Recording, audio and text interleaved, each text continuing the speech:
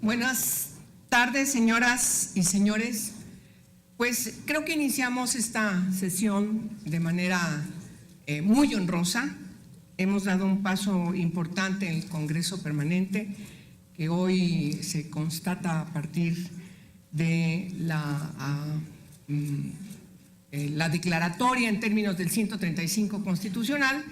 de una reforma muy importante para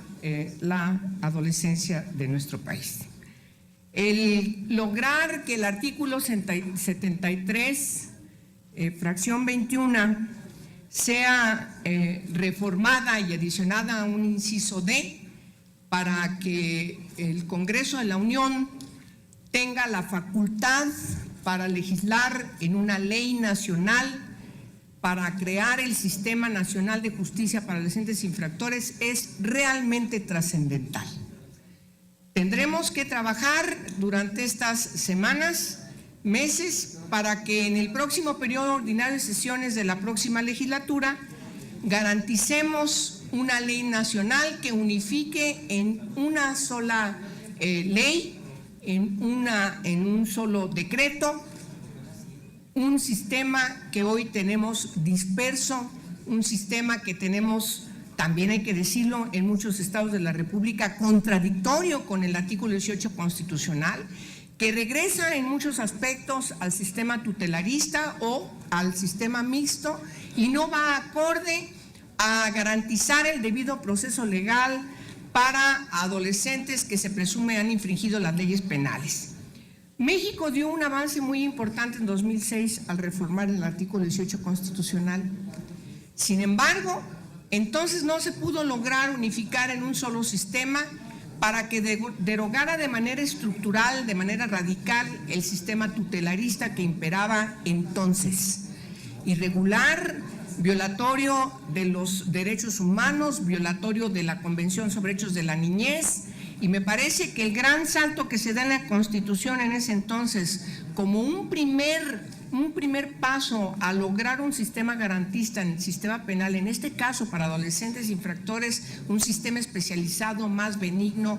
puntualmente mucho más acorde a la edad, tomando consideración de la reinserción social, el que tienen que gozar de todos sus derechos humanos y sobre todo la responsabilidad del Estado para que esto se pueda lograr. Crear un nuevo sistema significa tener autoridades especializadas en cada una de las etapas, desde la Procuración de Justicia, desde el Ministerio Público o la Fiscalía especializada y por supuesto también en los lugares en donde tienen que estar, como dice la Constitución en su artículo 18, solamente como último recurso cuando se ha comprobado que están involucrados, que han cometido una infracción de manera grave a los ordenamientos penales. Hoy tenemos que lograr con esta ley que hoy se inicia el camino para su discusión y su próxima promulgación, con esta declaratoria de esta reforma constitucional, necesariamente también unificar cómo deben ser las sanciones de privación de libertad, cuáles deben ser las medidas alternativas a la privación de libertad y cuál tiene que ser la responsabilidad de la asistencia social en el caso de quienes son personas menores de 12 años y quienes tendrían que recibir un tratamiento distinto en la privación de libertad de adolescentes entre 12 y menos de 14 años de edad. Nos parece que vamos a poder discutir de manera puntual cómo tiene que trabajar el Estado mexicano para resarcir los derechos, sobre todo de quienes se encuentran en una situación de vulnerabilidad, de riesgo, como lo hemos constatado, con muchos hechos deleznables en donde se ven involucrados como víctimas, pero también como victimarios, personas menores de 18 años de edad.